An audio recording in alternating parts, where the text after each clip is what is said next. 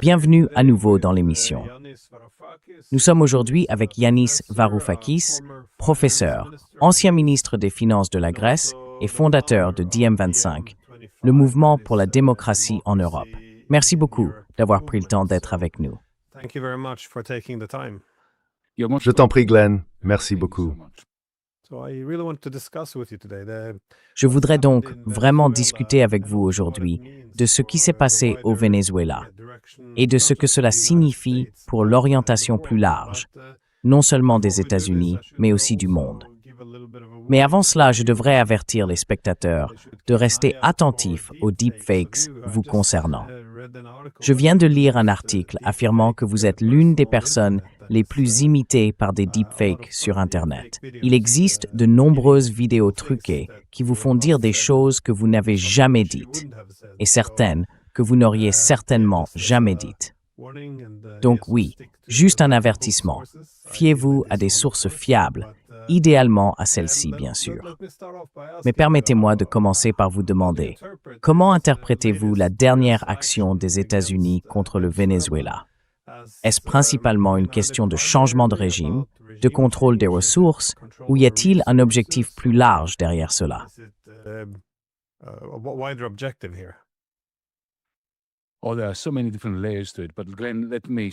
Il y a tellement de niveaux différents à cela. Mais Glenn, laisse-moi te dire la première pensée que j'ai eue quand j'en ai entendu parler. Je me suis dit, mon Dieu, Poutine est maintenant au Kremlin, menant une vie remarquablement agréable, se disant à lui-même comme c'est beau d'avoir réussi à polariser tout l'Occident, et en particulier les États-Unis. Ce n'est pas comme si les États-Unis violaient le droit international pour la première fois, bien sûr. Ils le font depuis le 19e siècle.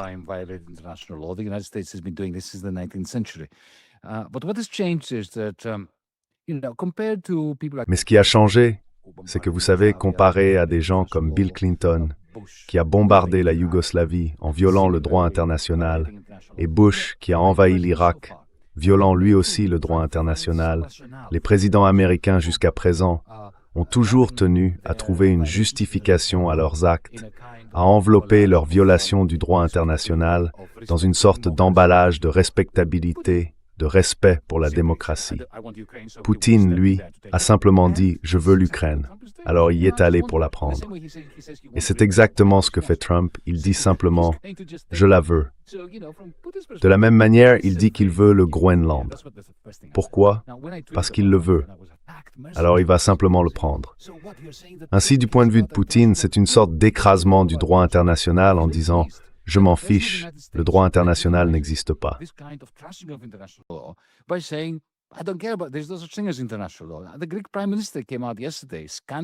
Le Premier ministre grec est sorti hier de manière scandaleuse et a déclaré « Oh, vous savez, nous ne devrions pas nous inquiéter du droit international.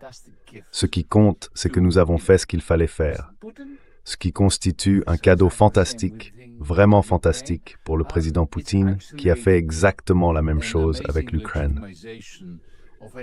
C'est en réalité une incroyable légitimation de toute éventuelle initiative de la Chine pour prendre Taïwan. Donc oui, je dois dire que c'est la première chose qui m'est venue à l'esprit.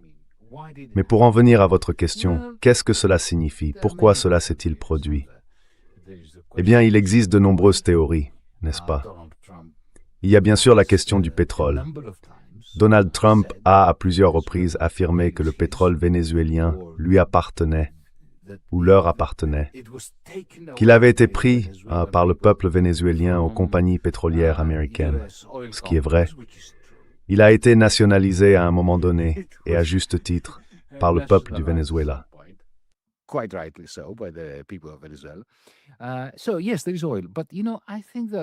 Donc oui, il y a du pétrole. Mais vous savez, je pense que toutes ces explications, le pétrole, la doctrine Monroe, une nouvelle doctrine Monroe, selon laquelle l'hémisphère occidental, c'est-à-dire les Amériques, appartient aux Américains et qu'ils peuvent en faire ce qu'ils veulent, ce qu'ils font depuis très très longtemps, depuis au moins un siècle, toutes ces explications tiennent. Elles sont en partie vraies. Mais je pense que, vous savez, si on me mettait un pistolet sur la tempe et qu'on me demandait de donner une seule raison, ce serait parce que c'est ainsi que Donald Trump conçoit sa stratégie intérieure. C'est pour cela qu'il agit ainsi. Beaucoup de gens aux États-Unis en particulier l'accusent d'être entièrement absorbé par les affaires étrangères, qu'il se préoccupe de l'Ukraine, de Gaza, de tout cela, et de ne pas prêter attention à l'Amérique. Je pense qu'il prête attention à ton projet politique aux États-Unis.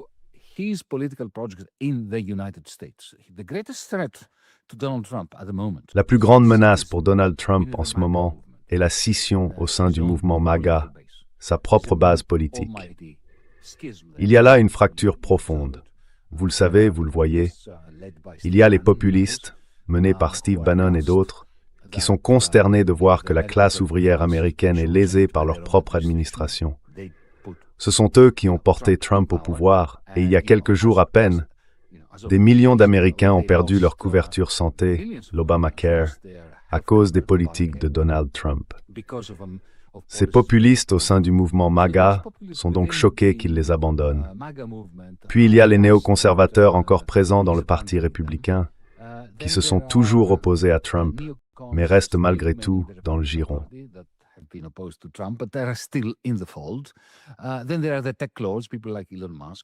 Puis il y a les seigneurs de la technologie, des gens comme Elon Musk, et il est profondément intéressé par le maintien de l'unité de cette base MAGA.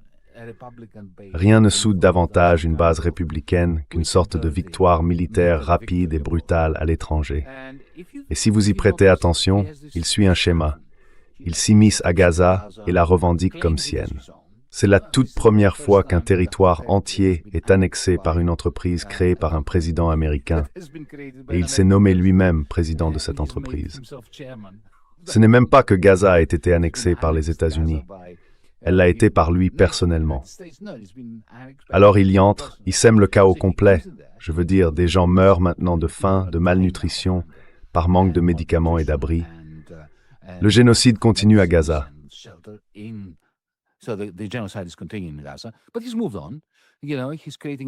Mais il est passé à autre chose. Vous savez, il fait beaucoup de bruit. Nous parlons tous maintenant du Venezuela, nous ne parlons plus de Gaza. Personne n'a vraiment parlé de Mamdani devenant maire de New York, parce que tout cela a éclipsé le reste. Et vous savez, bientôt je pense qu'il va se tourner vers le Groenland. C'est la prochaine cible facile. Il va aller au Groenland, et nous parlerons tous du Groenland. Puis il s'en prendra au Canada. Et je pense que c'est là le schéma. Souvenez-vous de ce à quoi Steve Bannon faisait référence en parlant de submerger la zone, créer tellement de bruit qu'aucun autre point de vue ne peut se faire entendre.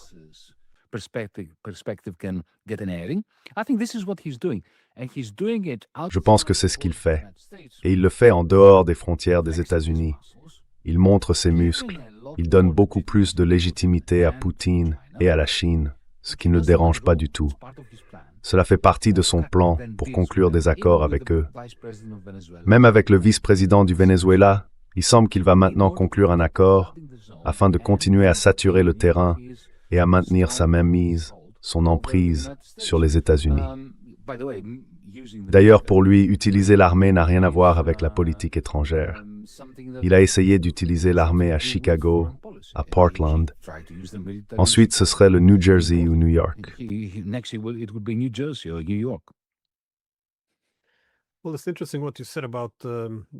Eh bien, c'est intéressant ce que vous dites à propos des efforts historiquement des États-Unis pour donner une certaine respectabilité à leur empire. Car au cours des 30 dernières années, cela s'est fait principalement sous ce qu'ils appellent souvent l'ordre international fondé sur des règles. Je remonte souvent cela au Kosovo, car ils disaient « ce n'est pas légal, mais c'est légitime ». Alors, pourquoi est-ce légitime? Eh bien, ils invoquaient les valeurs de la démocratie libérale pour accorder une dérogation au droit international, ce qui est évidemment la prérogative exclusive de l'Occident politique sous la direction des États-Unis. Mais c'est pour cela que c'est un peu étrange. Pourquoi Trump n'a-t-il pas adopté cette approche de légitimation? Car les Européens ont essayé de la proposer. Je veux dire, dans mon pays, en Norvège, c'était une évidence. Nous avons décerné le prix Nobel de la paix à Machado, qui appelait essentiellement à une intervention militaire pour la placer au pouvoir. Et ensuite, nous disons, eh bien oui, ce serait la démocratie, ce serait la liberté. Donc on lui donne cette voie légitime, mais en réalité, ce n'est pas vraiment légitime. Néanmoins, Trump a pris l'autre direction, en disant, c'est notre pétrole, le narcoterrorisme. Toutes ces manières, plus, disons, peu conventionnelles, d'utiliser la force militaire de cette façon. Pourquoi, selon vous, n'a-t-il pas suivi cette voie jugée préférable par les Européens, c'est-à-dire les guerres libérales et démocratiques?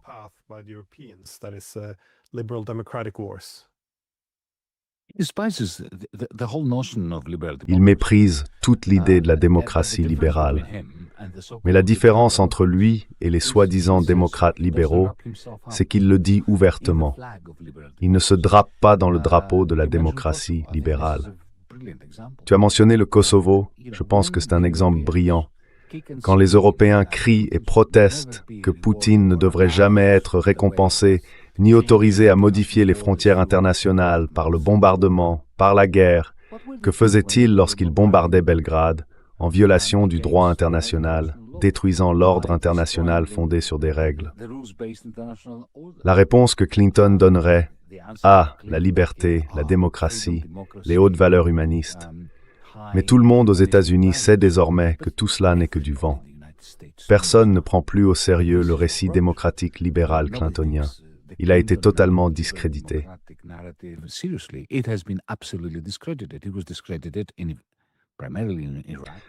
Elle a été discréditée principalement en Irak. Vous savez, soi-disant, ils sont entrés en Irak pour y apporter la démocratie. Aujourd'hui, si vous prononcez le mot démocratie en Irak, les gens se cachent sous la table parce qu'ils pensent qu'ils vont être bombardés. Donc vous savez, des milliers d'Américains ont été tués en Irak, soi-disant pour la démocratie. 1 million d'Irakiens ont été tués. Et souvenez-vous qu'Obama et Trump partagent un point de campagne. Ils ont tous deux fait campagne contre l'invasion de l'Irak. La différence, c'est qu'au moment où Obama est entré à la Maison-Blanche, il a commencé à faire la même chose.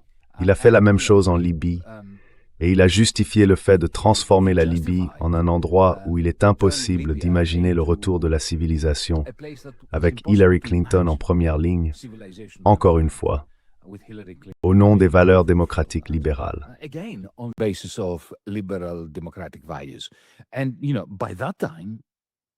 Et vous savez, à ce moment-là, au moment où la Libye était devenue un champ de massacre sous le prétexte de répandre la démocratie par Obama, qui était censé être l'homme opposé à Bush, faisant la même chose en Irak, tout ce projet de changement de régime et de promotion de la démocratie par la puissance militaire américaine était totalement discrédité. Et c'est Trump qui a hérité du rôle de celui qui s'y opposait. Mais Trump vient de l'immobilier et il voit tout comme une transaction immobilière. Il dit d'accord, ce qu'Obama a dit, ce que Bush a dit, ce que les Clinton ont fait au Kosovo et ainsi de suite. Tout cela était de l'hypocrisie. Cela a sapé les intérêts des États-Unis. Donc ce que je vais faire, c'est couper tout ça. Et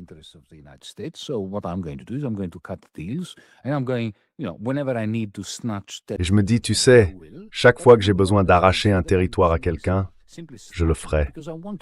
Mais je serai honnête. Je dirais que je le prends simplement parce que je le veux. C'est tout. Et tu sais, je pense que les gens profondément cyniques aux États-Unis, rendus cyniques par une succession d'administrations qui leur mentent sur le but des interventions militaires, apprécient au moins l'honnêteté de cet homme. Tu sais, il dit que demain, il regardera la Norvège et dira « Je veux la Norvège ». Et tu sais, certaines personnes, le seul désaccord parmi sa base, se demanderaient « Voulons-nous vraiment la Norvège ou pas ?» Pas. Est-il juste de convoiter la Norvège? Ce débat a désormais été tranché par le gangstérisme, si nu et si profond, incarné par Donald Trump.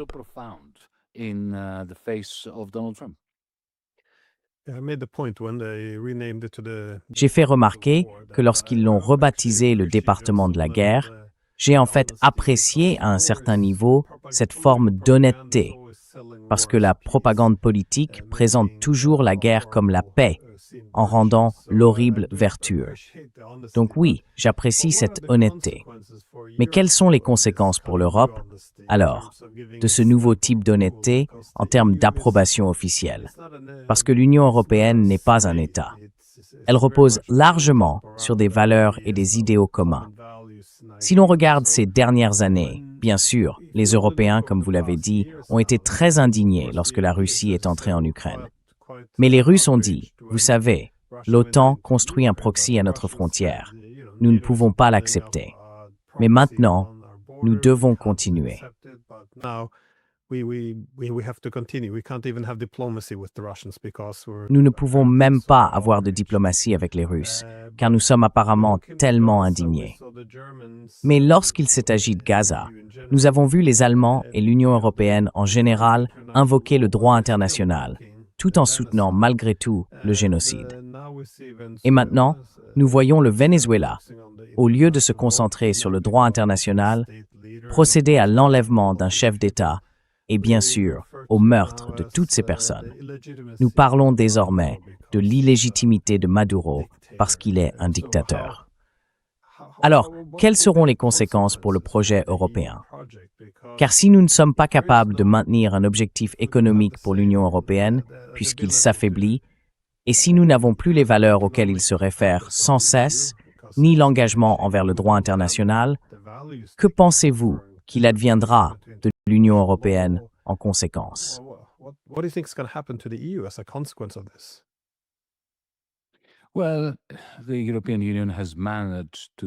Eh bien, l'Union européenne a réussi à projeter l'image d'une hypocrisie, d'une incompétence et d'une impuissance totale. Hypocrisie, impuissance et incompétence. La triple catastrophe destructrice qui s'est abattue sur l'Union européenne. Vous vous souvenez de la façon dont j'ai commencé notre conversation? Ma première réponse à votre question était que la première chose qui m'est venue à l'esprit lorsque Trump a attrapé et enlevé Maduro, simplement parce qu'il en avait envie, a été de penser que Poutine, voyant sa propre légitimation à travers cet acte, a estimé qu'il avait réussi à poutiniser la Maison-Blanche. Et quelle a été la première réaction d'Ursula von der Leyen? Qu'elle suivait la situation. Voilà le sommet de son argument moral, qu'elle suivait la situation. Pas un mot de condamnation ni de critique.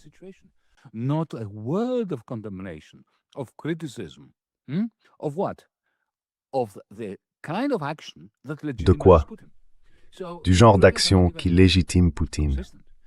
Donc, vous savez, les Européens ne sont même pas cohérents dans la poursuite d'une politique, une sorte de philosophie, une ligne, un récit, qui condamne les actes de l'homme qu'ils considèrent comme la menace numéro 1 pour l'Union européenne, Poutine.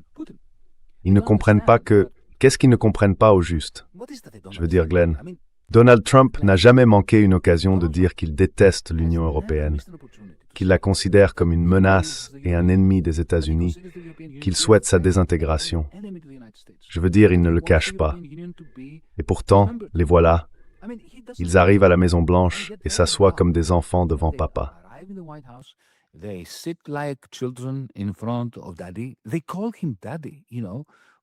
Ils l'appellent papa, vous savez. Mark Rutte, l'ancien Premier ministre des Pays-Bas et actuellement secrétaire général de l'OTAN, l'a appelé papa et a dit papa a raison. Et puis il y a Ursula, il y a Friedrich Merz, il y a Macron et il y a Keir Starmer qui garde le silence. Et ensuite, 2 jours plus tard, ils ont cette idée que, oh, mais vous savez, il ne faudrait pas prendre le Groenland. Eh bien, si je prends le Venezuela, pourquoi ne pourrais-je pas prendre le Groenland? Pourquoi ne pourrais-je pas prendre l'Écosse si j'en ai envie? Qui va m'en empêcher? Vous savez, je n'aurais jamais imaginé que dans les dernières décennies de ma vie, je verrais l'Europe être à ce point humiliée, de manière aussi délibérée et auto-infligée.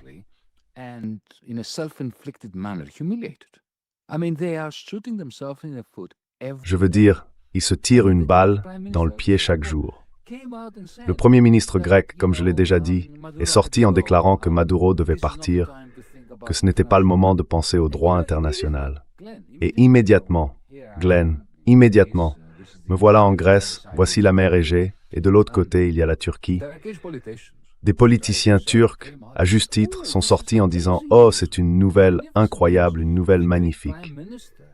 Le Premier ministre grec vient d'abandonner 100 ans d'argumentation du gouvernement grec ou de l'État grec, selon laquelle le meilleur bouclier défensif de la Grèce vis-à-vis de la Turquie, c'est le droit international. Des erreurs non forcées, comme on dit en danois. Unforced errors, they call this in tennis.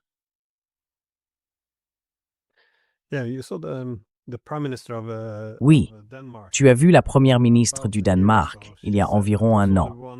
Elle a dit qu'il n'y avait qu'une seule puissance qui menaçait l'Europe, et c'était la Russie. Et elle a aussi déclaré qu'il valait mieux la guerre que la paix maintenant. Car si la paix s'installait, la Russie pourrait déployer ses troupes ailleurs, par exemple dans la mer Baltique. Et maintenant, bien sûr, Trump menace de leur prendre le Groenland. La seule chose qu'ils peuvent faire, c'est se référer au droit international, et ils doivent le respecter après avoir passé toutes ces années à le saper eux-mêmes. C'est assez choquant, cette autodestruction. Je ne sais pas dans quelle direction les Européens vont ici, mais d'un point de vue politico-économique, quelle est la pertinence de ce qui est fait au Venezuela? Parce qu'on souligne souvent que c'est un centre clé pour la Chine afin d'obtenir des ressources énergétiques et de coopérer avec l'ensemble de l'Amérique latine. Vois-tu cela aussi comme une action dirigée contre le peuple chinois?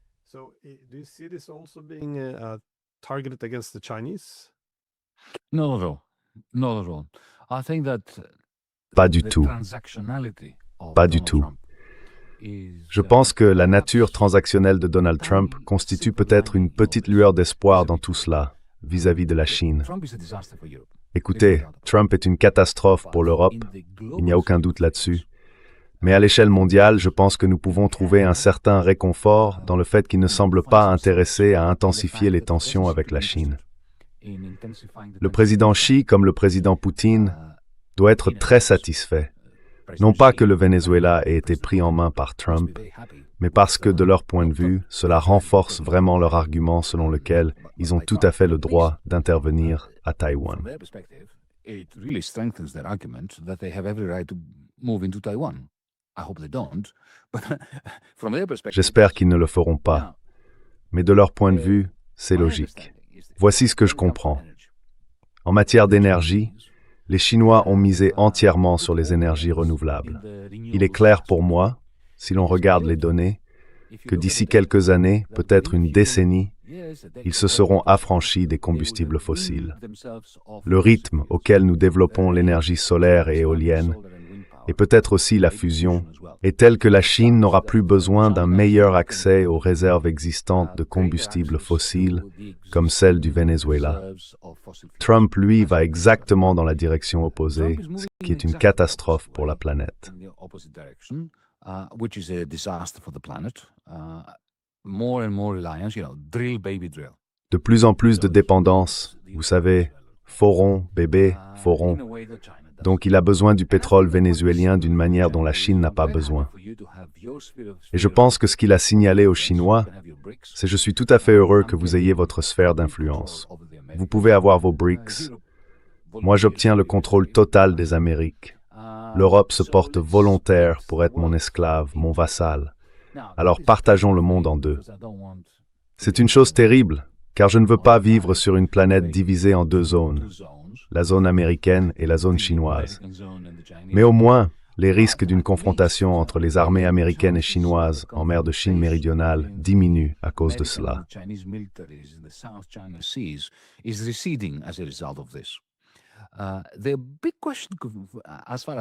La grande question, en ce qui concerne le pétrole, permettez-moi de soulever brièvement ce point, et c'est une question politique que je vais aborder, est la suivante. Oui, d'un côté, je viens bien de dire, n'est-ce pas, que les États-Unis, parce qu'ils s'éloignent des énergies renouvelables au lieu de s'en rapprocher, ont besoin du pétrole du Venezuela. D'un autre côté, politiquement, en y réfléchissant, la base politique de Donald Trump, ce n'est pas ExxonMobil ni Chevron. Vous savez, ExxonMobil et Chevron, bien sûr, ne sont pas idéologiques. Ils veulent simplement maximiser leurs profits. Mais ils appartiennent plutôt à l'establishment. ou au cercle de l'establishment.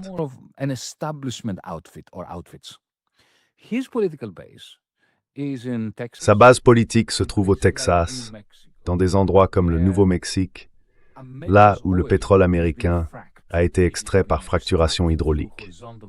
Il a été obtenu grâce au forage horizontal, principalement par de petites entreprises qui possèdent chacune 10, 20 ou 30 puits de pétrole. Pas beaucoup plus que cela. Quiconque a regardé Landman, la série avec Billy Bob Thornton, que je considère comme l'une des grandes séries de notre époque, verra qu'ils sont en difficulté. Ils ont besoin, disons, d'un prix compris entre 60 et 65 $ le baril, au minimum, pour continuer à fracturer. Maintenant, imaginez, je ne dis pas que ça va forcément arriver, mais imaginez que demain, Chevron et ExxonMobil mettent la main sur le pétrole vénézuélien, l'extraient et le vendent sur les marchés internationaux.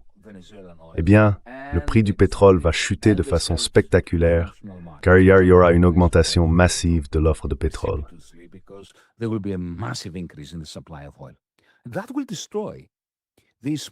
Cela va détruire ces petites entreprises qui sont l'épine dorsale de la production pétrolière nationale dans le bassin permien, et ainsi de suite.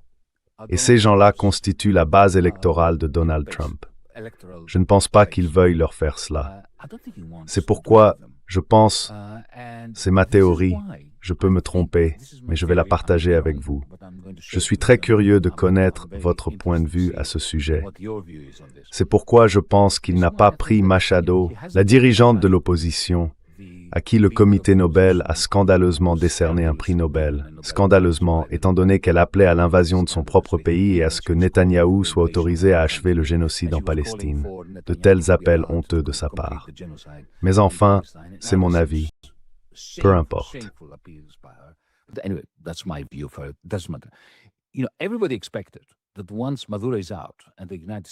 Tout le monde s'attendait à ce qu'une fois Maduro écarté et les États-Unis en place, ils prennent Machado et l'utilisent comme marionnette. Mais il a dit non, je vais faire affaire avec la vice-présidente de Maduro, Delcy Rodriguez. Pourquoi donc? Eh bien, une raison pourrait être qu'il ne veut pas envoyer de troupes au sol et répéter tout le fiasco irakien. Mais je pense aussi qu'il ne veut pas donner à Chevron et ExxonMobil toutes les réserves du Venezuela. Il prétend qu'il le fera, mais en réalité il ne le veut pas, car il perdrait le bassin permien. Il perdrait ses propres partisans là-bas. Donc voilà, c'est ainsi qu'il réfléchit. Et l'un de mes grands regrets, c'est que les Européens aiment rejeter Trump comme un bouffon qui ne sait pas ce qu'il fait. Il est très stratégique. Vous savez qui ne l'est pas du tout? Les Européens.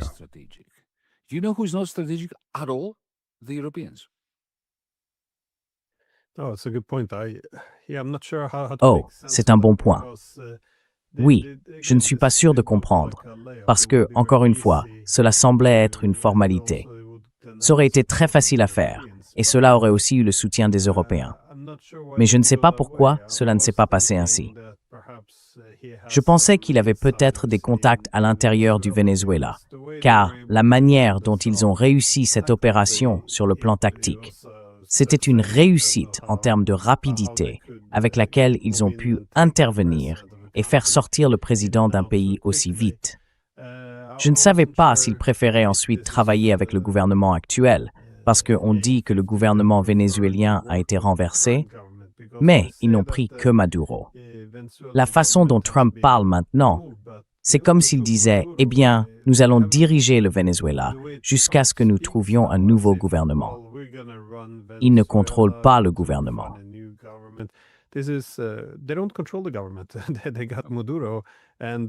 Ils ont attrapé Maduro et ils aimeraient que le reste du gouvernement vénézuélien accepte essentiellement cette défaite et se rallie. Donc je me demande, je ne sais pas à ce stade, ce n'est que de la spéculation. Mais je suppose, à moins que ce ne soit absurde, qu'ils ont quelqu'un à l'intérieur sur qui ils comptent pour exploiter le vide créé par l'absence de Maduro. J'imagine que dans les jours ou les semaines à venir, nous saurons s'il y a quelque chose derrière tout cela. Mais bien sûr, je suis tout à fait d'accord avec ce que tu as dit, qu'il n'est pas simplement un bouffon qui ne réfléchit pas. Je pense qu'il a sa propre stratégie, mais à différents niveaux. Il observe comment il manœuvre au sein du système politique américain, ainsi que la manière de gérer les rivaux internationaux. Donc, non, je pense qu'on le sous-estime trop facilement, surtout en Europe.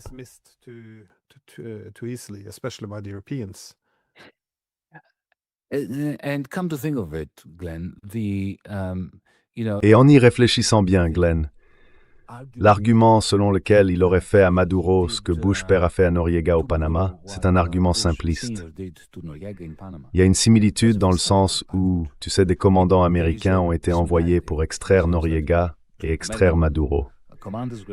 Oui, mais la ressemblance s'arrête là, parce que d'abord Noriega était un agent de la CIA qui avait tourné kazakh.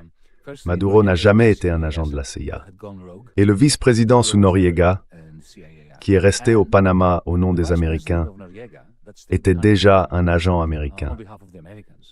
Alors que tu vois, le vice-président du Venezuela et une grande partie du gouvernement vénézuélien étaient des personnes formées aux actes de subversion contre les Américains et le régime soutenu par les Américains avant Chavez, n'est-ce pas?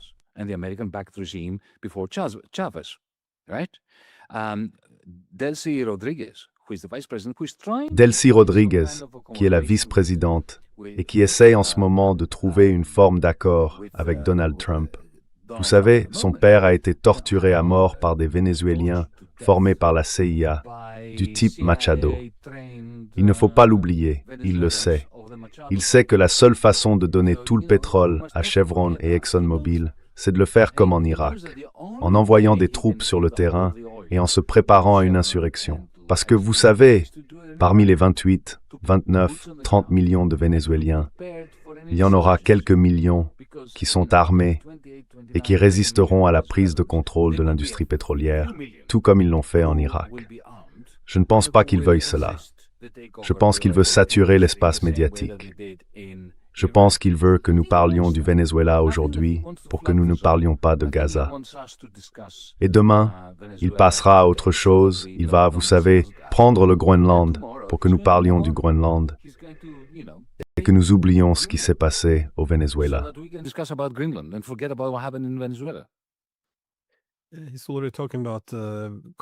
Il parle déjà du fait que la Colombie pourrait être la prochaine, tandis que Marco Rubio a plutôt les yeux tournés vers Cuba. Il pourrait même s'en prendre de nouveau au canal de Panama. Et bien sûr, il a déclaré qu'il n'excluait pas de frapper le Mexique. Uniquement dans les Amériques. Il semble avoir une longue liste de cibles pour l'avenir, ce qui est assez ironique, étant donné qu'il a été élu avec un mandat de paix. Mais bien sûr, nous avons déjà vu ce genre de choses auparavant. Permettez-moi de poser une dernière question. Comment voyez-vous tout cela influencer l'économie mondiale dans son ensemble? Car il semble que tout l'ordre économique d'après 1945 soit plus ou moins en train de prendre fin.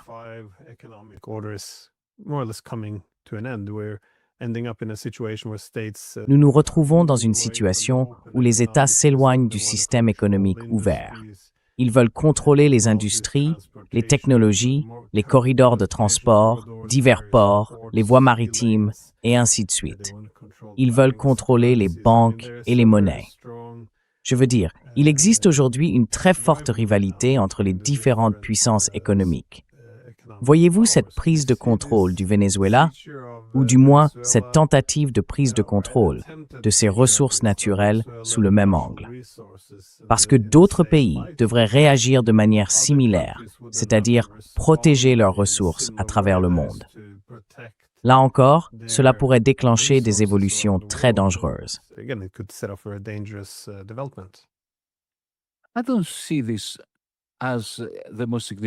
Je ne considère pas que ce soit la manière la plus significative d'aborder la situation. Bush Jr. est entré en Irak avec Halliburton et Dick Cheney, et ils ont pris le contrôle du pétrole. Cela faisait partie de l'ordre mondial international. C'était lié à l'Organisation mondiale du commerce, au néolibéralisme et à la mondialisation. Donc si s'emparer des ressources d'autrui faisait partie de cet ordre néolibéral, je ne pense pas que ce que nous voyons au Venezuela soit significatif à cet égard. Cet ordre a disparu. Vous savez, la crise de 2008, l'effondrement financier de 2008, notre 1929 à nous, est ce qui a déclenché le processus ayant conduit à la démondialisation et à ce que j'appelle le techno-féodalisme, ainsi qu'à tous les grands bouleversements de l'économie politique internationale. Je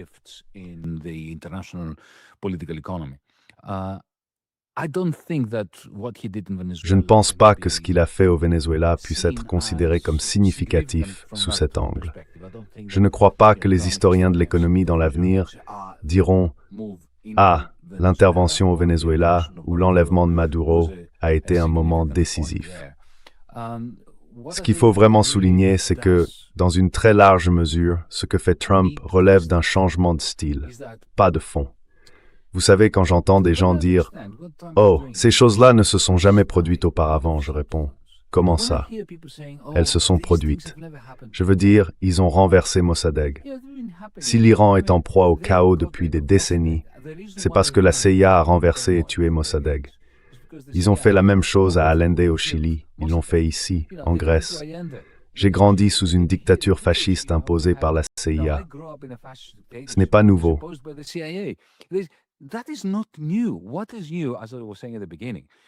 Ce qui est nouveau, comme je le disais au début, c'est que c'est à nu. Il n'y a même pas de tentative de le déguiser sous des habits de démocratie libérale. Je veux dire, il n'y en avait pas non plus quand mon pays a été pris en main par des fascistes payés par la CIA. Alors vous savez, cet ordre néolibéral, la mondialisation, comment ça s'est-il établi exactement? Est-ce le résultat, vous savez, des grands esprits du monde libéral occidental qui se sont réunis en disant « Établissons un ordre international ». Non. C'est Richard Nixon, le 15 août 1971, qui a fait exploser le système de Bretton Woods d'après-guerre. Il l'a totalement détruit. Sans consulter personne, il a envoyé John Connally, son secrétaire au Trésor, nous voir en Europe. Et souvenez-vous de ce qu'il a dit.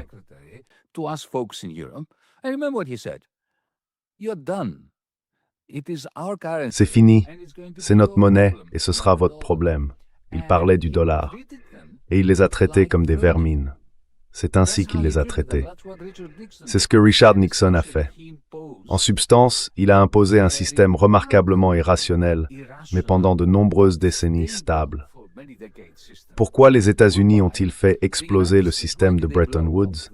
Parce qu'ils n'avaient plus d'excédents à recycler. Ils étaient devenus un pays déficitaire. Alors ils ont décidé, au lieu de pratiquer l'austérité, au lieu de devenir germaniques, d'augmenter leur déficit commercial. Ils ont encore plus consommé, des exportations nettes vers les États-Unis, des importations nettes de leur point de vue. Et comment ont-ils payé cela? Eh bien, ils ont fait payer les Européens et ils ont fait payer les Japonais. Comment?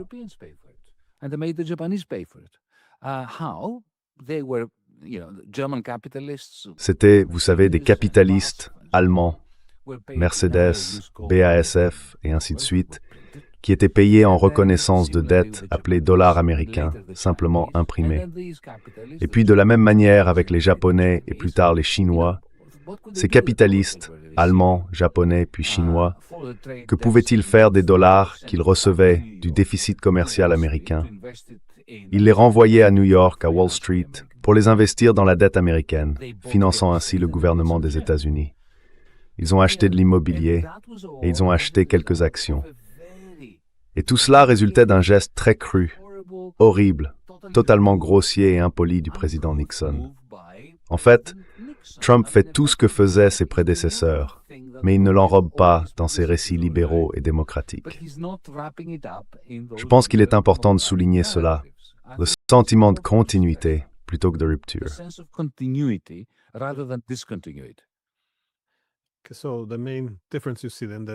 Donc, la principale différence que vous voyez, c'est essentiellement le voile libéral de l'impérialisme qui est jeté.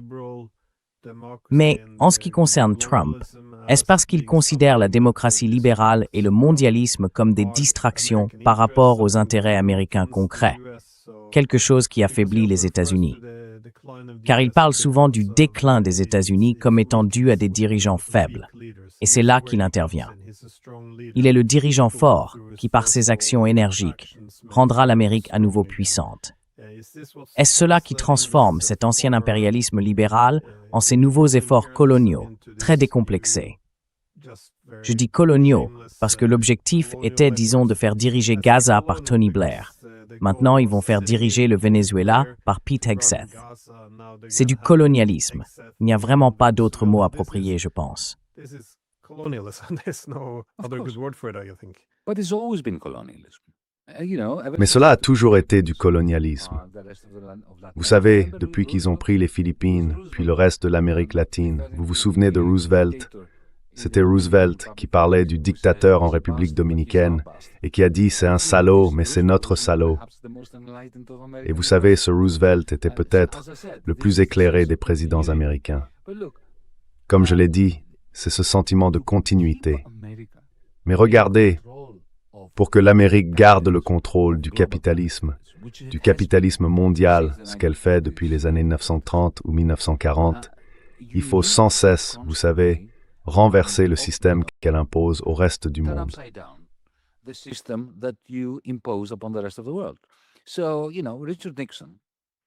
Alors, vous savez, Richard Nixon a détruit une conception américaine. Le système de Bretton Woods était une conception américaine remarquable. Réfléchissez-y. En fait, nous avions la zone du dollar. L'Europe faisait partie de la zone du dollar. Le Japon faisait partie de la zone du dollar. C'est ce que font les taux de change fixes.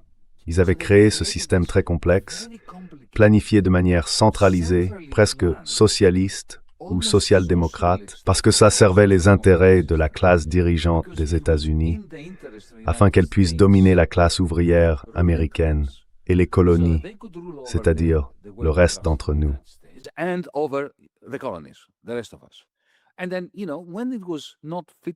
Et puis tu sais, quand cela n'était plus adapté à son objectif, parce qu'ils avaient perdu leurs excédents, n'est-ce pas? Ils sont devenus un pays déficitaire. Ils ont tout fait exploser et créer le néolibéralisme. Et maintenant, ils font exploser cela à son tour et créent une autre forme de colonialisme. Donc, comme je l'ai dit, c'est la seule façon pour un pays dont la production industrielle représente une part décroissante de la production mondiale de rester au sommet. En renversant continuellement et au moins périodiquement le système qu'il a lui-même créé, jusqu'à en établir un nouveau pour préserver ce fossé grandissant entre chaque hégémonie et sa production.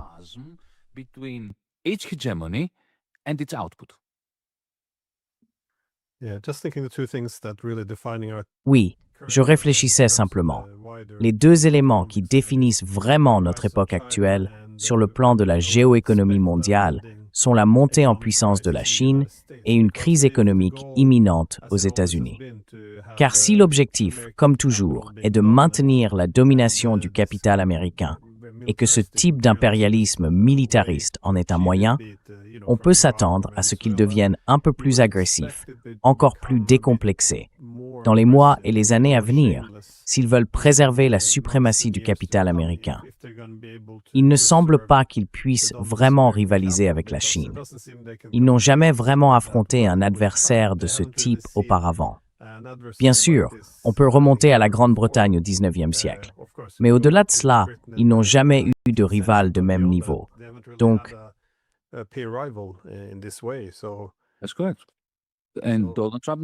c'est exact. Et Donald Trump le sait. C'est précisément pour cette raison qu'il segmente le monde en zones, l'une qu'il remet à contre-cœur, mais délibérément à la Chine en disant « je garde le reste ». Il ne peut pas tout garder, parce qu'il ne peut pas conclure un accord du type Plaza. Il ne peut pas faire ce que Reagan a fait aux Japonais en 1985. Pour le bénéfice de notre public, je suis sûr que tu le sais, Glenn, en 1985, la grande menace pour l'industrie américaine, c'était l'industrie japonaise. Reagan a donc utilisé les tarifs douaniers ou la menace de tarifs pour forcer efficacement les Japonais à augmenter la valeur du yen afin de réduire les exportations nettes du Japon vers les États-Unis.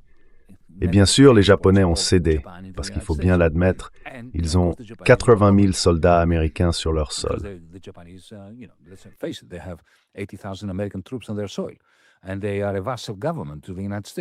Et ils sont un gouvernement vassal des États-Unis. Ce n'est pas le cas de la Chine. Vous savez, Mao Zedong a empêché que cela n'arrive à la Chine. Il a empêché la Chine de devenir l'espace vital, le Lebensraum du Japon et des États-Unis. Ils se sont développés. Et maintenant, vous savez, Trump est un homme d'affaires. Il cherche un compromis. Il cherche un accommodement avec la Chine. Au moment où il les a menacés de lourds droits de douane, comme Reagan l'avait fait avec les Japonais, le président Xi s'est retourné et a dit « Plus de terres rares de notre part ». Immédiatement, Donald Trump a reculé. Et le résultat, c'est cet accord. Ce sera très intéressant en avril, car ils auront une réunion pour prolonger cet accord. Que se passera-t-il alors?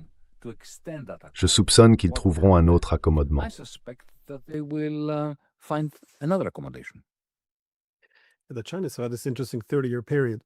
Les Chinois ont connu une période intéressante de 30 ans, qui a commencé avec Mao Zedong restaurant la souveraineté de la Chine. Puis, à partir de 1969, il y a eu une autre phase de 30 ans de ce qu'ils appelaient une ascension pacifique, centrée sur le développement interne. La période suivante de 30 ans a commencé vers 2009, après la crise financière mondiale, lorsque les Chinois ont compris qu'ils devenaient trop puissants pour l'ordre économique dirigé par les États-Unis et ont commencé à créer des institutions alternatives, et ainsi de suite. Je me dis simplement que lorsque l'Amérique dit « Nous avons besoin du Groenland », il y a là un argument à considérer. Ils ont effectivement besoin du Groenland s'ils veulent restaurer leur position dominante. Je ne dis pas que j'approuve cela, mais lorsque les Européens répondent en invoquant nos valeurs communes et le droit international, je ne pense pas qu'ils saisissent pleinement les changements du système international, ni la manière dont les États-Unis ont choisi de s'y adapter. Mais c'est, oui, je ne sais pas. C'est frustrant d'observer la politique européenne de nos jours, je suppose.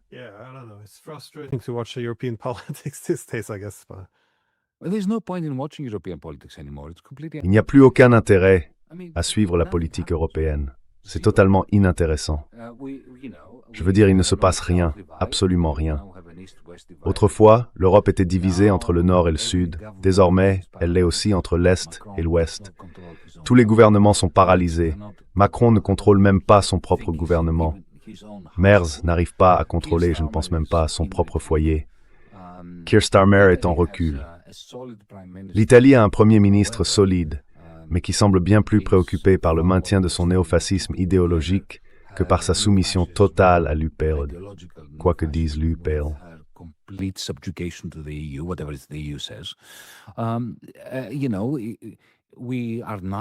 Vous savez, nous ne nous préparons ni à la guerre, ni à un projet de paix. Nous disons que nous nous préparons à la guerre, mais ils n'ont pas l'argent à y consacrer.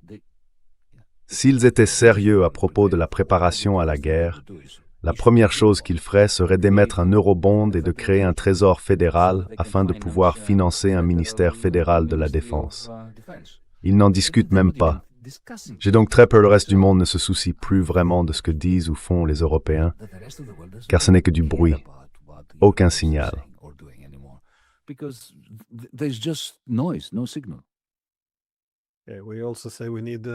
Nous disons aussi que nous avons besoin de plus d'autonomie et que nous devrions nous diversifier en nous éloignant de l'Amérique.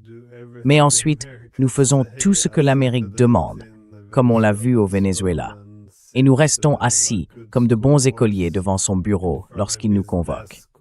Il y a donc beaucoup de contradictions en ce moment. Je ne pense pas que cela puisse durer éternellement, bien sûr.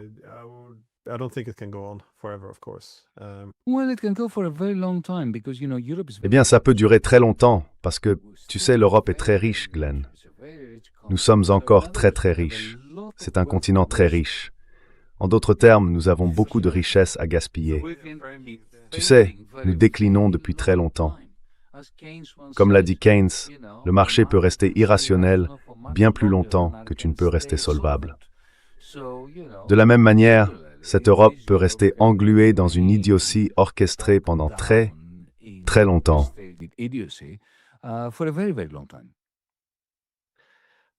Sur ce, merci beaucoup d'avoir pris le temps, Yanis. J'apprécie vraiment. Toujours un plaisir de te parler, Glenn.